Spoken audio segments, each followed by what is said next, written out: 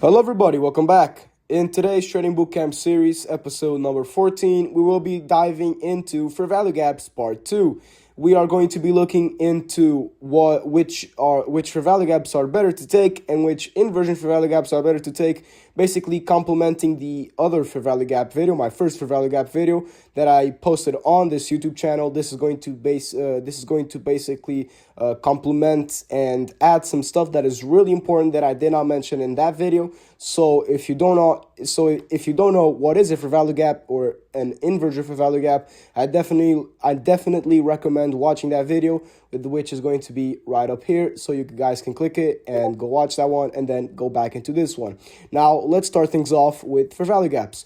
Now fair value gaps, I'm not going to explain what they are, how they form, because I already explained that in my previous video, which is right here, as I mentioned. But let's look into which fair value gaps are better to take for an entry, or we can have more reliance on that they are going to hold the price. Now let's see.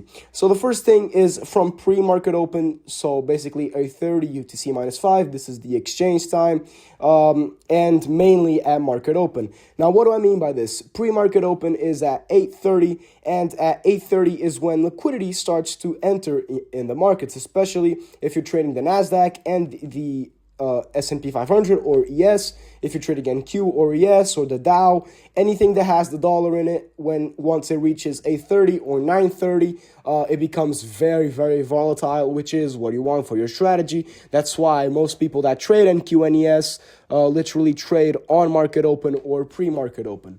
Now, why is that? Because, as I mentioned, liquidity and volume starts to kick in. I will show you that in a minute once we get there, but let me start off with the fair value gaps. So here you have three types. These are basically the three things that are going to happen to form a fair value gap. Now let's look into this one, and if it's going to hold, if it's going to be better to trade with or than this one or this one, we'll be looking into that. Now let's start. So as you can see right here, we have one candle, the second candle, and the third candle, basically forming the 1 minute fair value gap. This is, sorry, I did not mention everything that I'm going to show is going to be in the 1 minute, but I like to take trades from my power 3 from the 15 minute, but every fair value gap works the same way, but the higher the time frame, the better the power that it has, because it has more data, because it's in a higher time frame. Price has a longer time to build that candle, and once you have that 3 candle pattern that has the fair value gap in the higher time frames, is going to mean that there was more time, more data to kick in. Therefore, price is going to be even sharper with that fair value gap. Now let's look into this one. You have the one candle and the second candle that has to be an impulsive to create the gap, and then the third one. Now, why is there a red cross right here? Why is this fair value gap not acceptable to trade with? Well, it's just because you have this thing right here. Now, what is this, if you know? Do you guys remember from my previous liquidity from my previous liquidity video, my first ever liquidity video, which is going to be right here also, and my second liquidity video, I explained liquidity sweeps. These are very important, as banks and institutions have their stop losses right above, and once price wicks them out, they basically get stopped out and they lose money and the others make. That's basically what it is. Now, why is this fair value gap now reliable comparing to these two? Well, just because of this. Because as liquidity got swept, this actually became invalidated. So what do I mean by this? So we do have the fair value gap, right? However, buyers just got swept. Therefore, sellers took control. Also, because of this candle, if you have seen my candle theory video, this candle means that sellers are in control as buyers wanted to push price up, but sellers brought it back down where it opened right here and closed below right here. Right? That is basically what it means. And although we have the 1 minute, although we have the fair value gap, it is likely not going to hold just because that we have this and also this big candle rejecting it. Now let's look into the second one, which has a green tick around it. Now, why does it have a green tick? just because this fair value gap, this type of fair value gap is the one that you want to trade with, because this is the most reliable fair value gap that there exists. So you have the one candle, and then you have the second candle, which has to be an impulsive, and then the third candle, as you can see, as you can compare from these from this one and this one, this candle is actually has a really small body. What does this mean? This means that after the impulsiveness of this one, the third candle became less impulsive than this one and even the first one.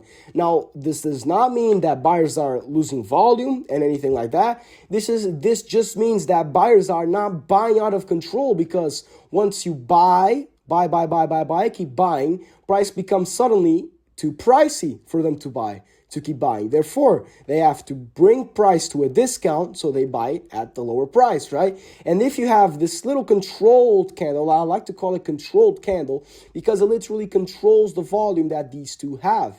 You know what I mean? And that's why it is most likely going to hold, therefore tapping into it and then going back up, right? You understand me? And if we do have a liquidity sweep above right here, if the body is small, if the candle body is really small, is really tiny, we can definitely like 99% be sure that this fair value gap is going to hold and is going to be a main source of resistance in the markets or support. Now let's look into our third example, and it has this red cross. Now let's see why. I hate these fair value gaps, and I see a lot of people trading with these, and you basically shouldn't. So you have the one candle, the second candle that has to be an impulsive, but then what happens? The third candle is as impulsive as the second one. Now, as I mentioned before, this is the one you want to take, just because buyers control price, control the volume, and they didn't buy crazy up, right? Now, that does mean that price is not going to get back in here. Because why? Because buyers still have this impulsiveness in the markets. And although I mentioned that buyers keep buying, and then it gets to a certain point that gets too pricey, and they have to sell back until they get into a discount to then buy it all back. I said that, but I never mentioned that the discount had to be the fair value gap, because at this point, this is not a fair value gap. This is called a continuation gap, as we have 1 and 2. So the second has to mandatory be an impulsive candle, but the third one can't be. Because if it is, buyers are just going to keep buying, and then it gets to a point they get too pricey, and they tap into the discount, which can be all the way down there, and then they buy it back up, right? And this fair value gap, if it does get manipulated back into, it has a very, very low rate of actually holding, because it normally is never the discount zone. Now let's look into examples, and then we look into the inversion fair value gap. Now, as you can see right here, let me actually show the first topic that I mentioned.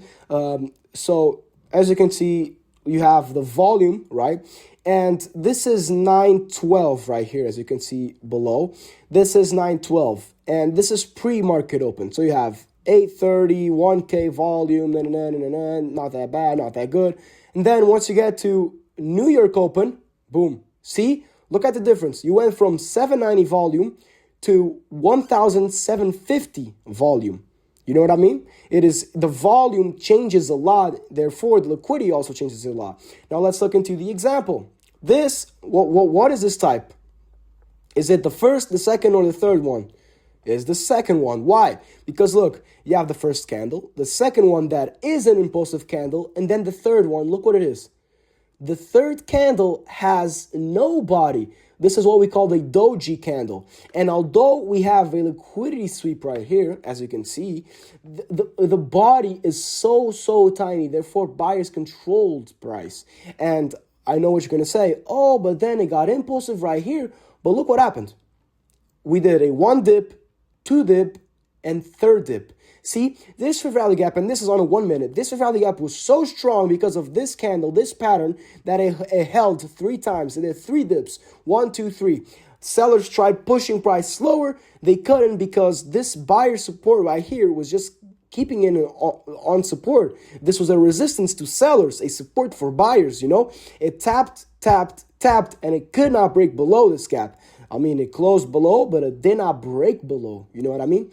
Now let's look into our first example of the fair value gap, which is, as you can see, look, we have the one candle, the second candle that is an impulsive, but then what do you have right here? The liquidity sweep. And I know in the first one, you also had the liquidity sweep, but what happened right after that? Because you have a huge wick, and then you have the body, big down body. Now, is this going to hold? No. See, it broke below price. Boom. It broke below to a point, right, look. It broke below to a point that it went lower, and it had to tap into that buyer support to then get impulsed back up. Now let's look into the third example. You have the first candle, the second candle that has to be an impulsive, and this third candle is as impulsive as the second one. Now, did price ever tap into it? No. And as you can see, once it did, look,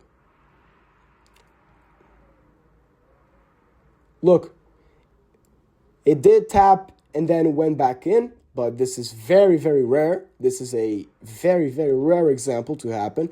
But did it hold all the way through? No.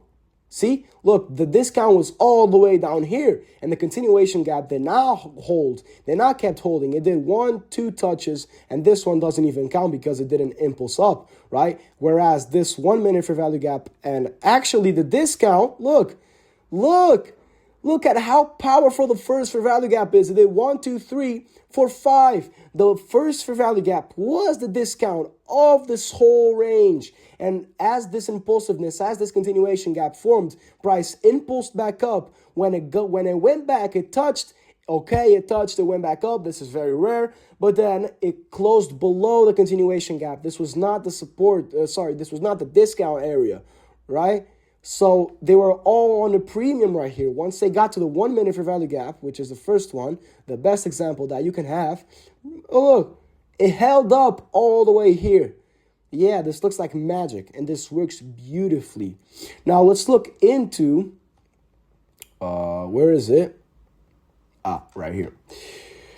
Now let's look into our inversion fair value gaps. Wait, let me try to fix it.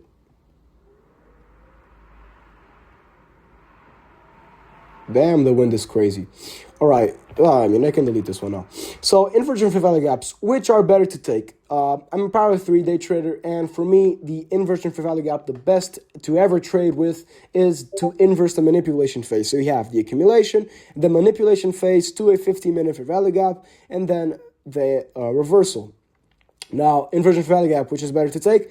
The inverse of the manipulation. So what do you have? You have the accumulation, the manipulation, which is these three, and then you have this fair value gap. And then the inversion was actually right here, price with impulsiveness closed above this bearish fair value gap, turning into a bullish fair value gap. However, since it was bearish and it turned into bullish, it inversed, right? It did the symmetry of it, right? So it now becomes inverse fair value gap. And now, this is one thing. I personally don't trade using the inversion fair value gaps. What do I mean by this? I usually combine them with the change in state delivery, but that's another topic. And also, I see a lot of people that do this. They set limits at the inversion fair value gap to then take an entry from setting limits on the inversion fair value gap.